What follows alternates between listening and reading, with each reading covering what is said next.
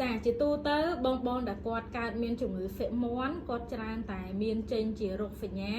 ដូចជាមានការធ្លាក់សខុសប្រក្រតីមានរមាស់ឡើងកតួនៅនឹងប្រភេទចំពោះស្ត្រីចាបងបរោះវិញគឺអាចលេចចេញជារូបរាងដូចជាកញ្ចុំដូ